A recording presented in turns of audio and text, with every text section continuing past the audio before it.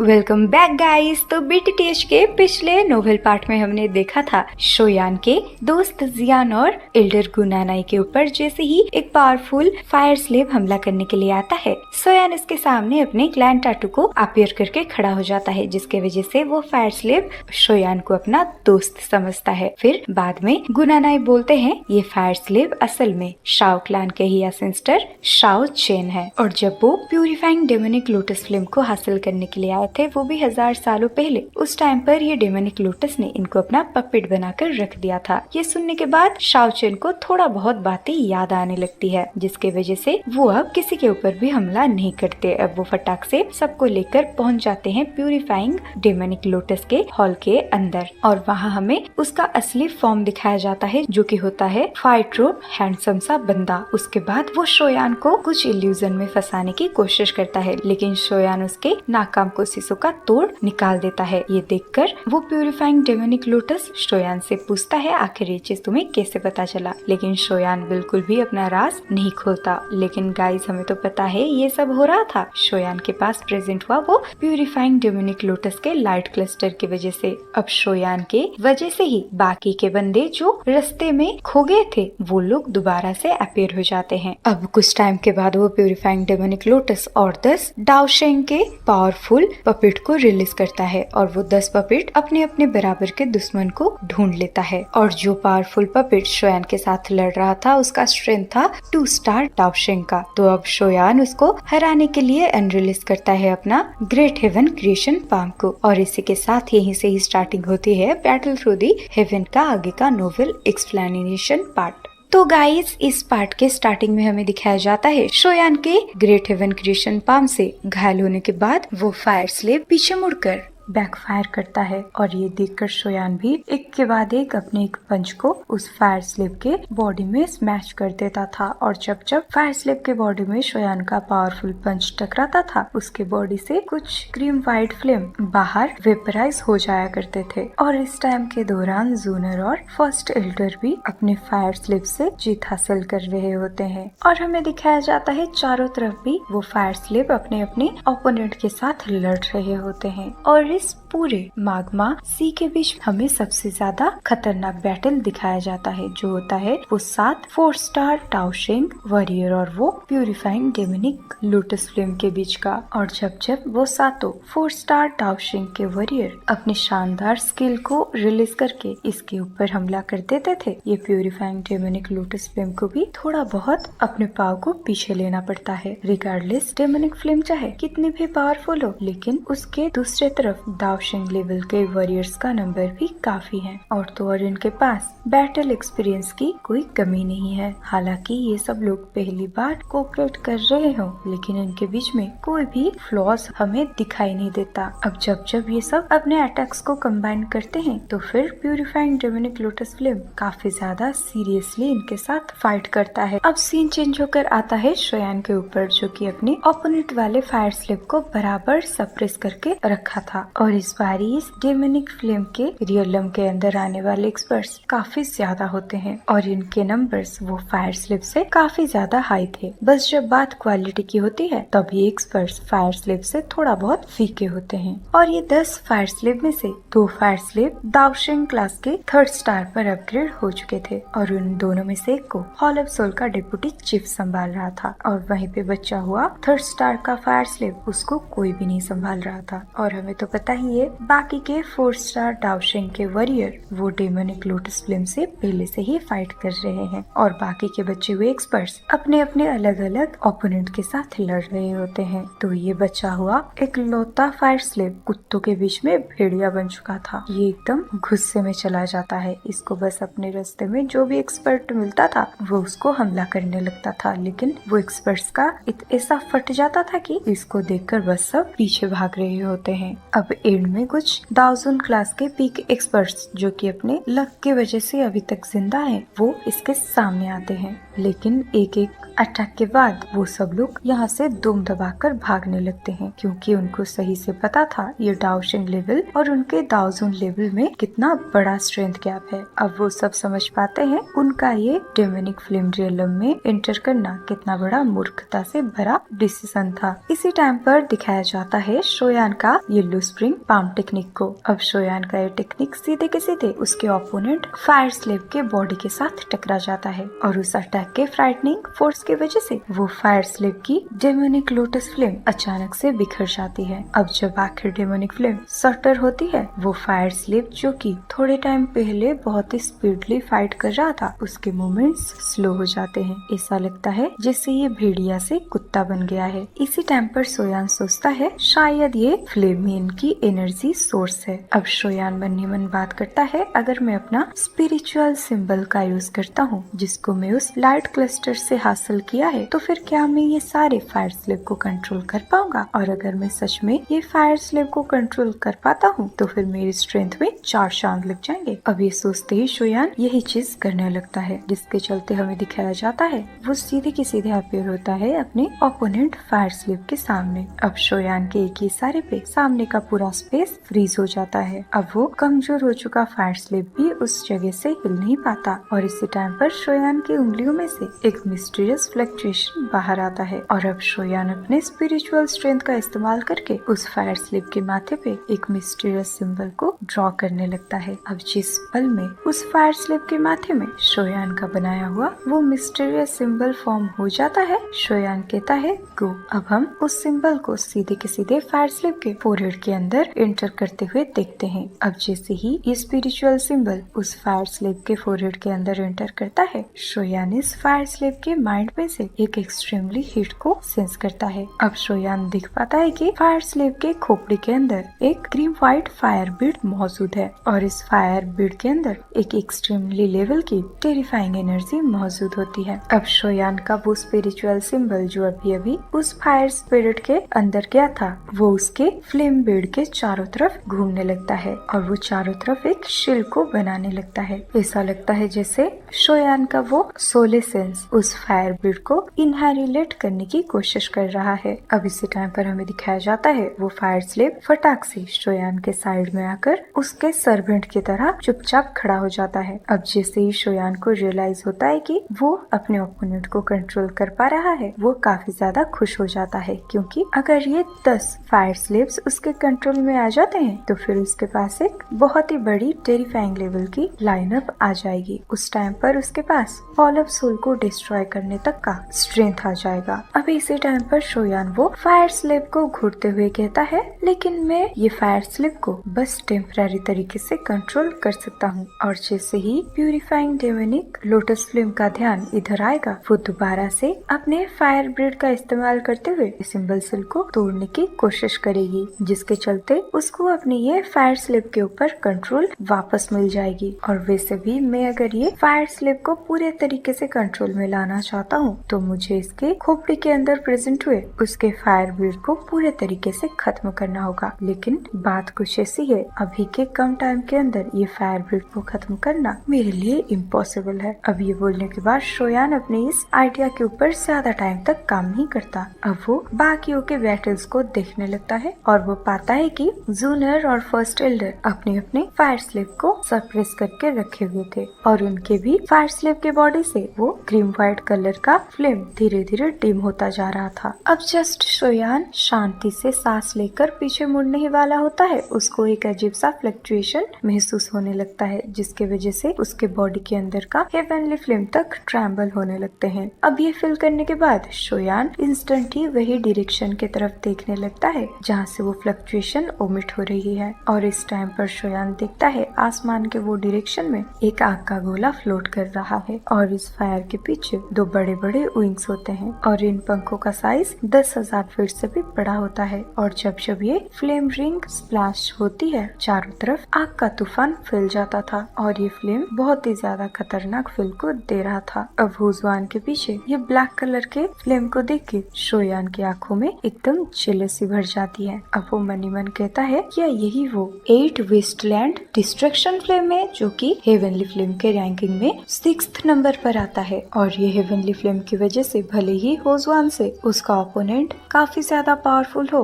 लेकिन वो अपने सामने के फायर स्लिप को बहुत ही गंदे तरीके से हरा कर रखा था। अब शोयान मन ही मन कहता है इतने बड़े क्लैन में पैदा होना भी बहुत ही ज्यादा किस्मत की बात है, क्योंकि इनके पास रिसोर्सेज की कमी नहीं होती। और अगर ईमानदारी से बात की जाए, शोयान के दिमाग के अंदर भी ये 8 वेस्टलैंड डिस्ट्रैक्शन फिल्म को हासिल करने का ख्याल होते हैं, क्योंकि शोयान हेवनली फिल्म को ढूंढने के लिए पूरे कॉन्टिनेंट में घूमता रहता था। लेकिन फिर भी शोयान को मिलने वाला सबसे ज्यादा हाई लेवल की फिल्म है 3000 बर्निंग फिल्म, जो कि हेवनली फिल्म के रैंकिंग में 9th रैंक पे है। अभी इसी टाइम पर शोयान को और एक डायरेक्शन से एक बैंग साउंड सुनाई देता है। अब जैसे ही शोयान उस डायरेक्शन की तरफ देखता है, वो पाता है कि हानफंग और आरवान्स 2 स्टार दाओशिंग का वॉरियर फाइट कर रहे हैं। अब शोयान देखता है हानफंग अपने पाम को बड़े आराम से फायर स्लिप के बॉडी में स्मैश कर देता है, जिसके बाद वो फायर स्लिप के बॉडी के अंदर जो डिमोनिक फ्लेम होती है वो एक लंबी सी लाइन में बदल के हानफेंग के पाव की तरफ पड़ता है। ऐसा लगता है जैसे ये डिमोनिक फ्लेम को निगल रहा हो। अब ये सिनेरियो को देखकर शोयान कहता है कि क्या सच में ये हानफेंग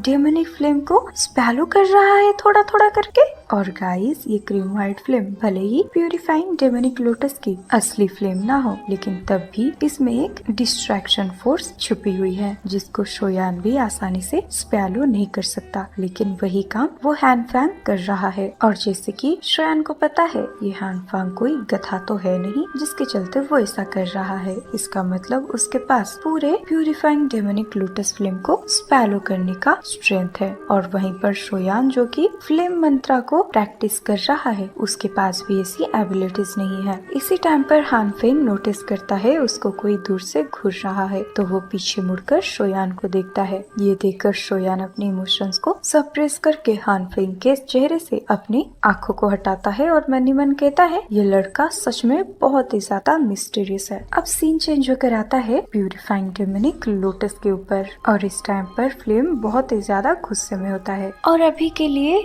वो प्यूरिफाइंग डेमोनिक फ्लेम, जो कि साथ साथ दाओशिंग वॉरियर को झेल रहा था, वो भी थोड़ा बहुत डिसएडवांटेज में आ रहा था। अब इसी चीज की वजह से डेमोनिक फ्लेम कुछ इशारा करता है। अब ये इशारे को पहचानने के बाद शोयान जैसे ही अपने से थोड़े दूरी पर प्रेजेंट हुए 2 फायर स्लिप को देखता है, वो बहुत ही ज्यादा सरप्राइज होकर चिल्ला कर कहता है जल्दी से विड्रॉ करो, क्योंकि ये दोनों सेल्फ डिस्ट्रैक्ट होने वाले हैं। अब शोयान की ऐसी आवाज को सुनकर मास्टर याओलाओ का ग्रुप एकदम से सरप्राइज हो जाता है, क्योंकि एक लाइट दाओशिंग का सेल्फ डिस्ट्रैक्ट होना ये कोई छोटी बात नहीं है, और उनका डिस्ट्रैक्टिंग फोर्स पूरे दुनिया तक को तबाह कर सकता है, जिसके चलते वो लोग फटाक से अपने पूरे स्ट्रेंथ का इस्तेमाल करके पीछे आने की कोशिश करने लगते हैं। अब वो लोग पीछे आते टाइम देखते हैं वो फायर स्लिप्स का बॉडी अब स्पैलो होने लगता है। अब देखते ही देखते ये ब्लैंक साउंड के साथ एक्सप्लोड हो जाते हैं। अब ये एक्सप्लोजन की वजह से कुछ अनलकी लोग, जिनका पीछे जाने का स्पीड थोड़ा स्लो होता है, वो लोग बहुत ही ज्यादा घायल होके अपने मुंह से खून फेंकने लगते हैं। और जो एक्सपर्ट्स वो फायर स्लिप के पास प्रेजेंट हुए थे, उन लोगों का नामो निशान तक नहीं मिलता। अब इसी टाइम पर हमें दिखाया जाता है दोबारा से वहाँ पे प्रेजेंट हुए लोगों का संख्या आधे में पहुँच जाती है, और जो लोग ये एक्सप्लोजन से खुद को बचा लिए थे, वो लोग सरप्राइजिंग तरीके से नीचे के एरिया को देखने लगते हैं। अब नीचे दिखाया जाता है एक 100,000 फुट चौड़ा माग्मा बन गया था। अब मैं आपको बता दूं, 10 फायर स्लिप में से एक फायर स्लिप को शोयान ने अभी तक अपने कंट्रोल में रखा है, और बाकी के 6 फायर स्लिप सेल्फ डिस्ट्रक्ट हो गए। तो बाकी के 3 फायर स्लिप्स वो काफी ज्यादा अनलकी रहते हैं,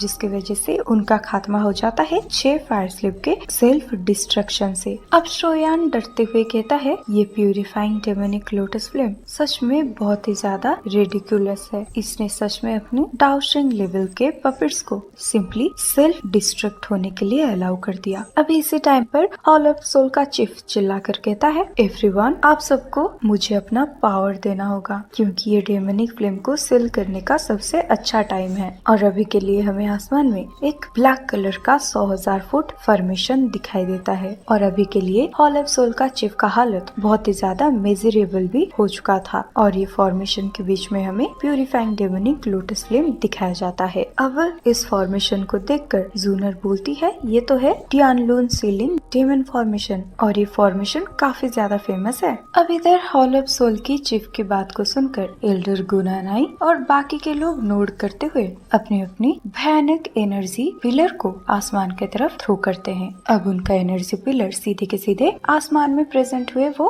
भयानक से फॉर्मेशन में स्पैलो हो जाते हैं। अब जैसे ही सबका एनर्जी मर्ज होता है वो फॉर्मेशन ट्रैम्बल होने लगता है। अब उस फॉर्मेशन के बीच में से एक मिस्टीरियस सा टाटू अपीयर होकर सीधे प्यूरिफाइंग डेमोनिक लोटस फ्लेम के बॉडी में टकरा जाता है। और ये सिनेरियो को देखकर हॉल ऑफ सोल का चीफ खुश हो जाता है, क्योंकि उसको लगने लगता है कि अभी के लिए प्यूरिफाइंग डेमोनिक लोटस फ्लेम उसके पंजों से नहीं बच सकती। तो अब वो चिल्ला कर कहता है टियानलुंग रिफाइंड फ्लेम एसेंस ट्रांसमिशन। फिर इंस्टेंट ही वो बड़े से फॉर्मेशन के बीच में से एक बड़ा सा light pillar purifying demonic lotus flame के फिगर की तरफ शूट हो जाता है। और इसका स्पीड इतना ज्यादा फ्राइटनिंग था कि ये जाते जाते स्पेस में एक बहुत बड़ा मार्क बना दिया होता है। इनफैक्ट नीचे प्रेजेंट हुआ लावा का समंदर भी दो हिस्सों में डिवाइड हो जाता है। अब डेमोनिक फ्लेम सेंस करता है कि ये लाइट पिलर में से एक बहुत ही खतरनाक लेवल की डिकम्पोजिशन फोर्स ओमिट हो रही है, और इसी पावर का सामना करने की वजह से उसके बॉडी के ऊपर के क्रीम व्हाइट फ्लेम थोड़ा थोड़ा डिम होने लगता है और वहीं पर वो फ्लेम चिल्लाने लगता है। अब देखते ही देखते उसका बॉडी फूलने लगता है। अब हम ये डेमोनिक फ्लेम को अपने बॉडी को 10,000 फुट में ट्रांसफर होते हुए देखते हैं। अब नीचे लावा के समंदर के अंदर से कई सारे मोटे मोटे माग्मा पिलर ये डेमोनिक लोटस फ्लेम के बॉडी के अंदर आने लगते हैं। अब डेमोनिक फ्लेम का रूप चेंज होने के बाद हमें फॉर्मेशन में थोड़ा बहुत क्रैक आते हुए दिखाई देता है। ये देखकर दोबारा से हॉल ऑफ सोल का चीफ चिल्ला कर कहता है एवरीवन, आप सबको अपनी पूरी स्ट्रेंथ ये फॉर्मेशन के अंदर डालनी होगी, वरना अगर ये डेमोनिक फ्लेम ये सेल को तोड़ देती है तो फिर हम लोगों को इसके हाथ से कोई भी नहीं बचा सकता। अब ये सुनने के बाद बाकी के लोग थोड़ा बहुत हेजिटेट करने लगते हैं, क्योंकि हॉल ऑफ सोल के मेंबर की बात मानना ये तो उनके लिए बहुत ही ज्यादा बुरी चीज है। लेकिन कोई दूसरी रास्ता ना होने की वजह से ये लोग अपने बॉडी के अंदर के सारे दावकी को उस बड़े से फॉर्मेशन में सप्लाई कर देते हैं। अब हमें दिखाया जाता है इतना ज्यादा एनर्जी को ऑब्जर्व करने के बाद वो फॉर्मेशन और थोड़ा ज्यादा ब्राइटर हो जाता है। अब इधर ये फॉर्मेशन की स्ट्रेंथ को रिकवर होते हुए सेंस करके डेमोनिक फ्लेम फ्यूरियस आवाज में चिल्लाकर बोलती है, तुम लोग मुझे सील करने की कोशिश कर रहे हो, आखिर तुम सब खुद को क्या समझते हो। अब हमें दिखाया जाता है बिना कोई वार्निंग के उस लाइट फ्लेम के अंदर का फ्लेम अचानक से एक्सप्लोड हो जाता है और उसके अंदर से वेव आफ्टर वेव इनहालेशन फ्लेम फैलने लगती है। अब जैसे ही एनर्जी वेव उस ब्लैक लाइट पिलर के साथ टकराता है वो डेमोनिक फ्लेम की भयानक एनर्जी की वजह से हॉल ऑफ सोल का चीफ एकदम से सरप्राइज हो जाता है और जो लोग उस फॉर्मेशन को अपना एनर्जी दे रहे थे वो सातों लोग फ्रेश खून अपने मुंह से रिलीज करने लगते हैं। अब हॉल ऑफ सोल का चीफ अपने मुंह से खून को पोंछते हुए इंस्टेंटली चिल्ला कर कहता है एवरीवन, अब हमें ऑल आउट बैटल करनी ही होगी। ये बोलते ही वो इंस्टेंट ही अपने जीभ को काट के उसके अंदर से आने वाले एसेंस ब्लड को अपने फॉर्मेशन में डाल देता है। अब सब लोग जैसे ही देखते हैं हॉल ऑफ सोल का चीफ अपने एसेंस ब्लड को सैक्रिफाइस कर रहा है, बाकी के 6 लोग सरप्राइज होकर अपने अपने मुंह से ब्लड एसेंस को बाहर निकालते हैं और सीधे के सीधे उस फॉर्मेशन के ऊपर थ्रो करते हैं। अब जैसे ही सातों के सातों इंडिविजुअल्स अपने ऑल आउट बैटल को शुरू कर देते हैं उस फॉर्मेशन का लाइट एकदम ही बदल जाता है। अब सब देखते हैं प्यूरिफाइंग डेमोनिक लोटस फ्लेम की बॉडी धीरे धीरे करके छोटी होती जा रही है। हालांकि डेमोनिक फ्लेम में से लगातार एनर्जी का वेव बाहर आ रहा था, लेकिन ये अपने बॉडी को अब संभाल नहीं पाती। अब इधर डेमोनिक फ्लेम को इस तरीके से छोटा होते हुए देख हॉल ऑफ सोल का चीफ खुश हो जाता है। अब वो फटाक से अपने हैंड साइन को चेंज करते हुए बोलता है टियानो शिलिंग डेमन फॉर्मेशन सेल। अब ये आवाज सुनते ही वो फॉर्मेशन के अंदर से एक ब्लैक लाइट पिलर काफी तेजी से एक लाइट को रिलीज करने लगता है। अब सब जैसे ही वो डेमोनिक फ्लेम को देखते हैं उसके बॉडी से वो क्रीम व्हाइट फ्लेम जो रिलीज हो रहा था वो धीरे धीरे डिम हो जाता है। अब finally purifying demonic lotus flame को सील करने के थोड़े टाइम के बाद हॉल ऑफ सोल का चीफ सबके सामने आकर तेजी से हंसते हुए कहता है हमारा ये कोऑपरेशन बहुत ही शानदार रहा है और ये purifying demonic lotus flame seal होने की वजह से हमने सेंट्रल प्लेस को एक बहुत बड़ी क्लाइमेटी से बचा लिया है। तो आप सबका बहुत बहुत धन्यवाद। इसी टाइम पर हॉल ऑफ सोल का चीफ उसी लाइट पिलर की तरफ जिस लाइट पिलर में वो प्यूरिफाइंग डेमोनिक लोटस फ्लेम कैद है अपने हाथ को लाइट पिलर की तरफ बढ़ाने लगता है। अब वो दोबारा दोबारा से हंस के कहता है आज मेरा इतना ज्यादा हेल्प करने के लिए आप सबका बहुत बहुत धन्यवाद। मेरा हान क्लान आप सबके ये एहसान को हमेशा के लिए याद रखेगा। अब इस हान क्लान के चीफ के मुंह से ये आवाज को सुनकर सब गुस्से में आ जाते हैं। तो कोई कहता है ये कितना गंदा है, तो कोई कहता है बास्टर्ड, सच में इसके ऊपर हमें भरोसा नहीं करना चाहिए था। लेकिन इसी टाइम पर हमें दिखाया जाता है वो ब्लैक पिलर जिसके अंदर डेमोनिक फ्लेम केद था, वो हॉल ऑफ सोल की चिप से सिर्फ 10 फीट की दूरी पर होता ही है। अचानक से सबके कानों में एक आइसी कोल्ड आवाज जाती है। वो कहता है हम डेमोनिक फ्लेम को स्मैश करना इतना आसान आखिर कैसे हो सकता है। अब इंस्टेंट ही वो ब्लैक क्लस्टर एक्सप्लोड हो जाता है जिसकी वजह से वो कोर का भागने की दिशा बदल जाती है। अब वो हॉल ऑफ सोल के चिफ से दूर जाने लगता है। अब इस चीज को देखकर वो हॉल ऑफ सोल का चिफ बहुत ही ज्यादा गुस्से में आ जाता है। अब इसी टाइम पर वो जियान को घूरने लगता है क्योंकि जियान ने ही उसके पूरे किए किराए पर पानी फेर दिया था। और गाइस मैं आप सबको बता दूं जियान एंसेंट वर्ल्ड ड्रैगन ट्राइब की मेंबर होने की वजह से उस स्पेशल स्ट्रेंथ को कंट्रोल करने में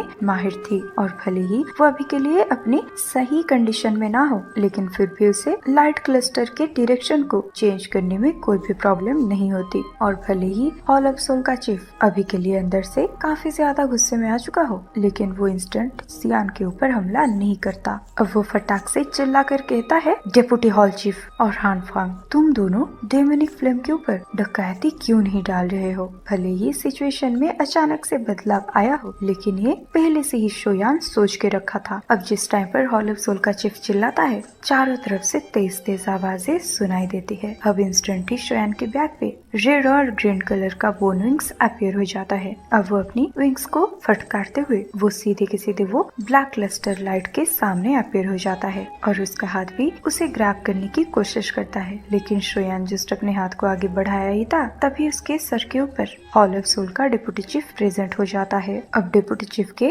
आवाज को सुनकर शोयान वहीं पर रिलीज करता है अपनी येलो स्प्रिंग फिंगर टेक्निक को। अब वो फिंगर फटाक से डिप्यूटी हॉल चीफ के बॉडी को टारगेट करने लगता है और दोनों के टकरार की वजह से दोनों ही एक्सपर्ट्स फोर्सफुली पीछे जाते हैं। अब इस टाइम के दौरान बाकी के एक्सपर्ट्स भी चिल्लाते हुए बोलते हैं कि वो डेमोनिक फ्लेम एसेंस से उसे फटाक से पकड़ो। और ये डेमोनिक फ्लेम एसेंस को जो भी हासिल करता है बिना किसी टेंशन का उसका स्ट्रेंथ बढ़ने वाला है। अब ये बात सुनते ही बाकी के सारे एक्सपर्ट्स भागते हुए वही प्यूरिफाइंग डेमोनिक लोटस फ्लेम के एसेंस के तरफ भागने लगते हैं। और इस भागदौड़ के अंदर एक हाई लेवल का बैन श्रिंक का एक्सपर्ट जिसने की रेड कलर के क्लॉथ्स को पहन कर रखा हुआ था वो उस ब्लैक लाइट पिलर को पकड़ लेता है। अब वो हंस के कहता है हाँ मैंने डेमोनिक फ्लेम एसेंस को हासिल कर लिया है। लेकिन इसी टाइम पर 10 पावरफुल पैमाटक उसके बॉडी के साथ टकरा जाता है जिसकी वजह से उसका बॉडी का आधा हिस्सा पूरे तरीके से ब्लास्ट हो जाता है। अब इस सिनेरियो को देखकर शोयान बहुत ही ज्यादा सरप्राइज हो जाता है लेकिन वो फटाक से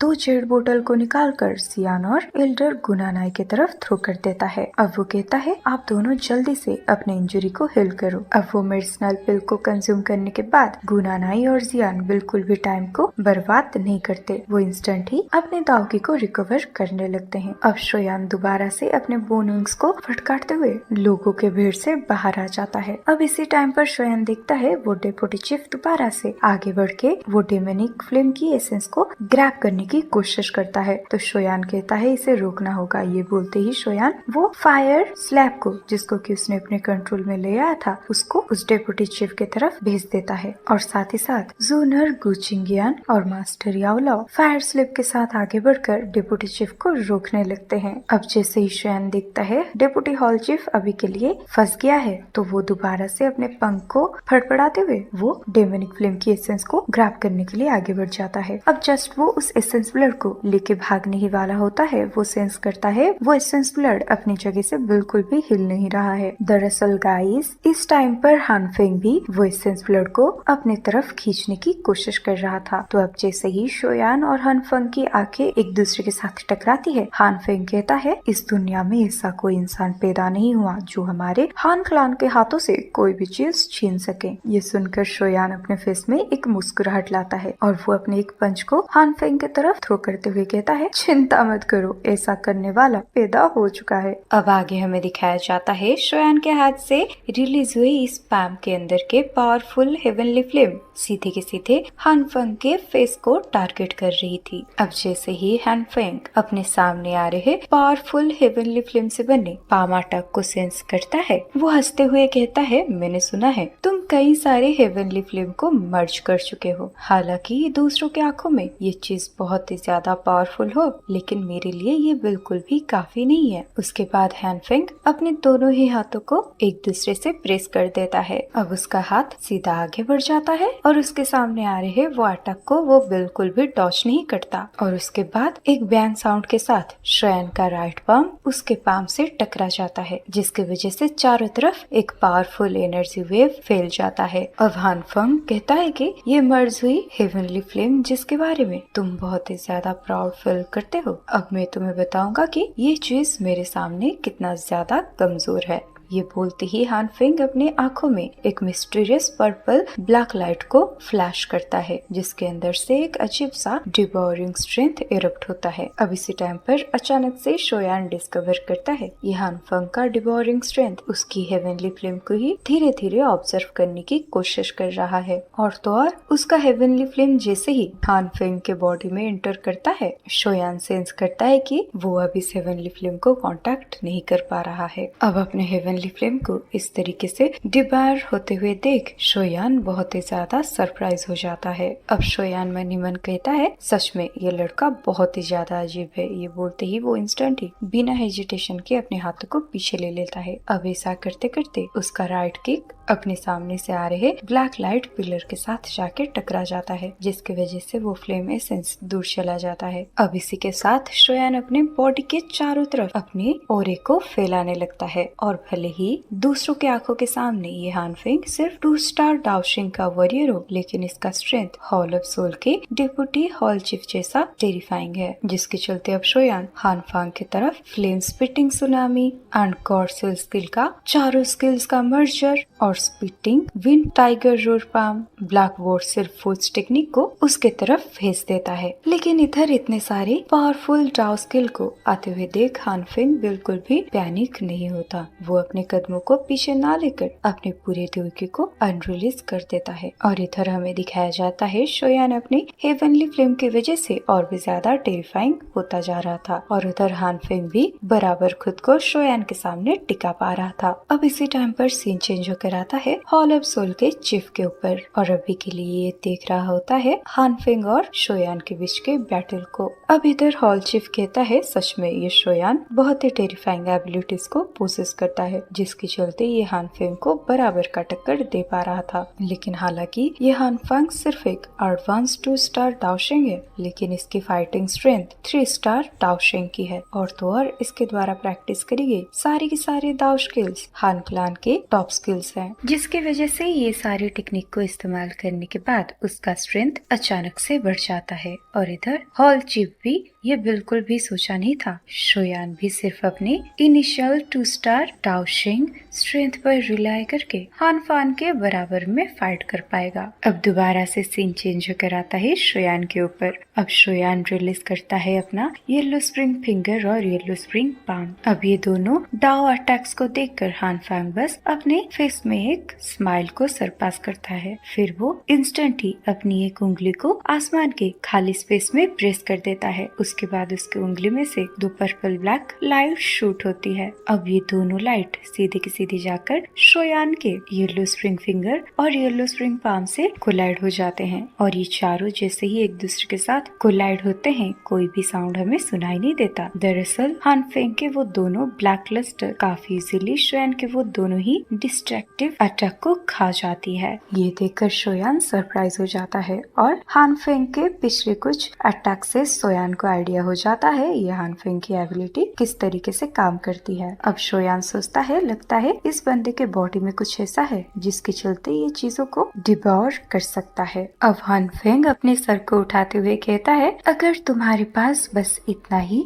एबिलिटी है तो फिर मैं इस बैटल को अभी खत्म कर सकता हूँ। अब उसके मुंह से बस ये आवाज जस्ट बाहर ही आई थी, उसके फोरहेड में एक मिस्टीरियस सा सिंबल अपीयर होता है। अब इंस्टेंट ही उसका ऑरा राइज होकर सीधे के सीधे टाओशेंग के 3rd स्टार पे अपग्रेड हो जाता है। अब जैसे श्रेन देखता है हान फेंग ने अपने क्लैन टाटू को समन कर लिया है, वो भी वही करता है, लेकिन इस बार शोयान अपने स्ट्रेंथ को नहीं बढ़ाता, वो उल्टा अपनी स्पिरिचुअल बॉडी को बाहर निकालता है। अब क्या शोयान का स्पिरिचुअल बॉडी उसको ये गंदी सिचुएशन से बचा पाएगा या नहीं, ये तो हमें नेक्स्ट पार्ट में ही पता चलेगा, क्योंकि आज यहीं पर खत्म होता है आज का नोवेल एक्सप्लेनेशन पार्ट। तो गाइस वीडियो तो खत्म हो गया और आप लोग भी चले जाओगे, लेकिन जाते जाते वीडियो कैसी लगी मुझे कमेंट में जरूर बताना, और वीडियो अगर पसंद आई है तो वीडियो को लाइक और चैनल को सब्सक्राइब करना बिल्कुल भी मत भूलना, क्योंकि ये बिल्कुल ही मुफ्त है। तो चलो गाइस बाय,